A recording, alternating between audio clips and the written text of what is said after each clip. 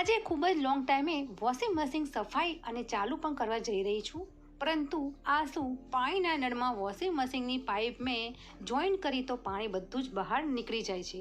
તો હવે એવું તો શું મારે બંને કામ મારા સાથે થાય તેવું હું નળની તલાશ કરી રહી છું કે જેમાં સાથે વોશિંગ મશીનમાં કપડાં પણ ધોવાઈ જાય અને બાજુમાં બીજું કામ પણ થઈ જાય। તો સરસ મજાનો એક આઈડિયા તમારી સાથે હું શેર કરવાની છું। તો ચેનલ પર તમે ફર્સ્ટ ટાઈમ આવ્યા હોય તો please subscribe to my channel અને હા, વિડીયોને લાસ્ટ સુધી જરૂરથી જોજો। તો ચલો લે સ્ટાર્ટ।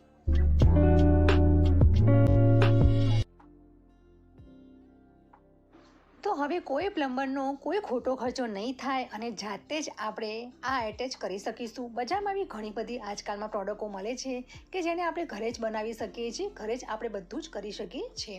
અને હા ફ્રેન્ડ્સ, વોશિંગ મશીનને 15 દિવસે સાફ કરવું જરૂરી છે અને આ વોશિંગ મશીનની સર્વિસ પણ આપણે આપી દેતા હોઈએ છીએ। તો આ જ વિડીયોમાં હું તમને બતાવીશ કે વોશિંગ મશીનની સર્વિસ આપણે એકલા કેવી રીતે કરી શકીશું તે પણ આ જ વિડીયોમાં જોઈશું। તો વિડીયોને લાસ્ટ સુધી જરૂરથી જોઈજો। તો અહીં તમે જોઈ શકો છો, મેં નળ સારી રીતે ફિટ કરી દીધો છે અને બંને સાઈડ પાણી આવે છે। તો અમુક ટાઈમે કેવું કરતા હોય છે કે વોશિંગ મશીનમાં અંદર કપડાં ધોવા માટે અલગ નળી પણ એટેચ કરતા હોય છે। તો અહીં વોશિંગ મશીનની પાઇપ પણ હું નીચે એટેચ કરી નાખીશ અને સાઈડમાં આવી રીતે પાણીની નળી પણ આવી રીતે લગાવીને વોશિંગ મશીનમાં પણ તો નળી આપણે લગાવી શકીએ છીએ। તો અમુક વોશિંગ મશીનમાં નળીની જરૂર નથી હોતી, પરંતુ ફટાફટ ધોવાઈ જાય તેના કારણે હું વોશિંગ મશીનમાં નળી પણ હું ભરાવું છું। તો સરળતાથી તમે જોઈ શકો છો, મારે કોઈની મદદની જરૂર નથી પડી અને ઇઝીથી મેં આવી રીતે નળ પણ લગાવી દીધો છે અને વોશિંગ મશીનની જો પાઇપ સેટ થાય તેનો પણ મેં નળ આવી રીતે હું લગાવી દઈશ।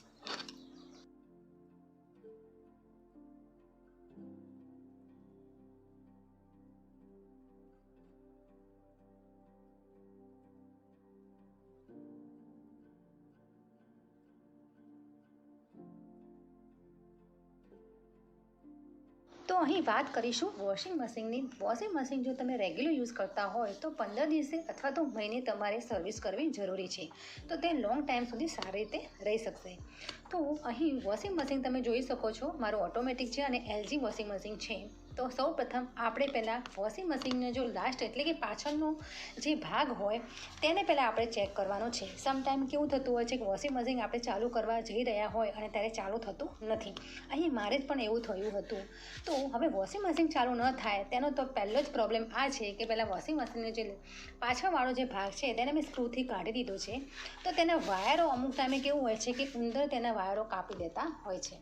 તો અહીં મારે 2 વખત આવું થયું છે। તો એક વખત તો જે કારીગર હતા તેમને આવી રીતે જોઈન્ટ કર્યા હતા અને એક વખત મને ખ્યાલ આવી ગયો। તો બીજી વખત મેં જ્યારે વોશિંગ મશીન ચાલુ કર્યું ત્યારે આવી રીતે ઉંદરે એક વાયર કાપી દીધો હતો। તો અહીં મારી ભૂલ થઈ ગયેલી છે કે જ્યારે વોશિંગ મશીનના જે વાયરો હોય ત્યાં આપણે આવી રીતે ફિનાઇલની ગોળી અથવા તો કપૂરની ગોળી તમારે મૂકી દેવાની છે। તો વોશિંગ મશીનના જે વાયરો જોઈન્ટ કર્યા હતા તેનો ઉપરનું જે સેરોટેપ લગાવેલી હોય તે ઉંદરે કાઢી નાખેલી હતી। તો ફરીથી વાયરો ખુલ્લા ન રહે તે માટે અહીં સેરોટેપ મેં ફરીથી લગાવી દીધી છે। તો ફ્રેન્ડ્સ, આ વાયરિંગનું પણ ખૂબ જ ચેક કરવું તે જરૂરી છે। તો હવે અહીં મેં સારી રીતે સ્ક્રૂ ફિટ કરી દીધા છે। હવે આપણે વોશિંગ મશીનની અંદરની હાલત જોઈશું। તો સૌપ્રથમ તો દરેક વોશિંગ મશીનની અંદર આવી રીતે ફિલ્ટર હોય જ છે। અલગ અલગ વોશિંગ મશીનની અંદર અલગ અલગ ફિલ્ટરો હોય છે। તો તમે જોઈ શકો છો, ફિલ્ટર ઇઝીથી નીકળી જાય છે અને કેટલું બધું ડસ્ટ અને ગંદકી ભરેલી છે, માટી અને વાળ અને ખૂબ જ રેસા પણ આવી રીતે અંદર ભરેલા છે। તો તેને સારી રીતે બ્રશ અથવા તો કોઈ સ્પ્રેથી હું સાફ કરી લઈશ। હવે વોશિંગ મશીનની અંદર જે ગોળ છે, જે ગોળ ગોળ ફરે છે તેની વચ્ચે એક સ્ક્રૂ આવેલો છે, મોટો સ્ક્રૂ આવેલો છે। તો તેને ડિસ્મિસની મદદથી આપણે ખોલી નાખીશું। તો અમુક ટાઈમે કેવું થતું હોય છે કે સ્ક્રૂને કાટ લાગી જતો હોય છે। તમે રેગ્યુલર વોશિંગ મશીન સાફ ન કરતા હોય તો કાટ પણ લાગી જતો હોય છે। એ જ કામ મારી જોડે થઈ ગયેલું છે। તો સૌપ્રથમ તો અહીં જે કાટ દૂર થઈ જાય તે માટે હેપિક અથવા તો તમે એસિડ પણ નાખી શકો છો। તો એસિડની નાની બોટલ કરીને મેં અંદર 2 થી 3 ટીપા એસિડ મેં નાખ્યા છે, જેથી કરીને જે અંદરની આજુબાજુનો જે કાટ છે તે સારી રીતે નીકળી જશે। તો અહીં મેં એસિડ થોડીવાર નાખીને થોડીવાર રહેવા દીધું છે, પરંતુ તે નથી નીકળ્યો। તો મેં ફરીથી થોડું ઓઇલ નાખીને થોડું નાનું ડિસ્મિસની મદદથી મેં આવી રીતે સ્ક્રૂ કાઢવાની કોશિશ કરી રહી।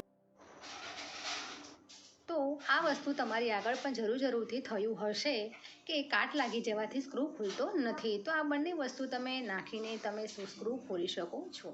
હવે સ્ક્રૂ આપણે અડધો ખોલવાનો છે, પૂરેપૂરો ખોલવાનો નથી.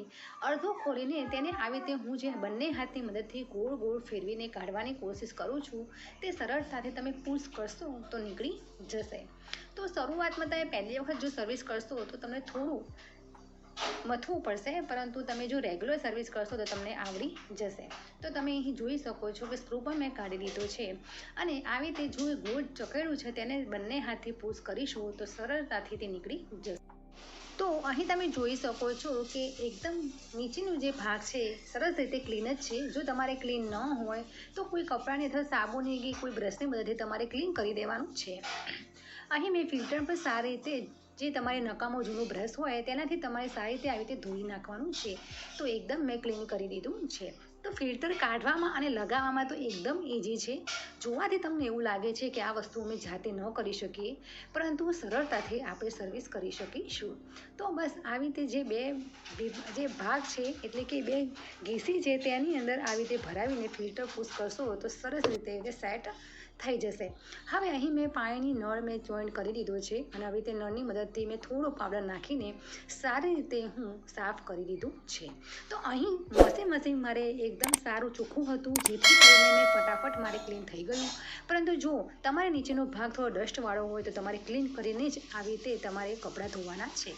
હવે કપડાં ફટાફટ ધોવાઈ જશે. કપડાં ધોતી વખતે આપણે એકબીજાની અંદર ફસાઈ જતા હોય છે, ગોળ રિંગ જેવા થઈ જતા હોય છે. તો તમારે તેની અંદર તમારે પોલિથીન તો બધાના ઘરમાં હોય જ છે, તો આવી રીતે પોલિથીન તમારે અંદર નાખી દેવાની છે, તો કપડાં એકબીજાની વચ્ચે ફસાઈ નહીં જાય. તો અહીં મેં કપડામાં ટાઈમર સેટ કરી દીધું છે અને કપડાં સરસ રીતે ધોવાઈ જશે. જો તમે સર્વિસ કર્યા પહેલાંના કપડાં અને સર્વિસ કર્યા પછીના કપડામાં થોડો ઘણો ડિફરન્ટ તો રહેશે જ. તો આવી રીતે તમે સરસ રીતે ફક્ત ને ફક્ત 10થી 15 મિનિટમાં તમે વોશિંગ મશીનની સર્વિસ કરી શકો છો. તો બસ આવી રીતે આજની વિડીયો તમને કેવી લાગે તે મને કમેન્ટ કરીને જરૂરથી કહેજો. અને હા, તમે શું વોશિંગ મશીનની સફાઈ જાતે જ કરો છો તે મને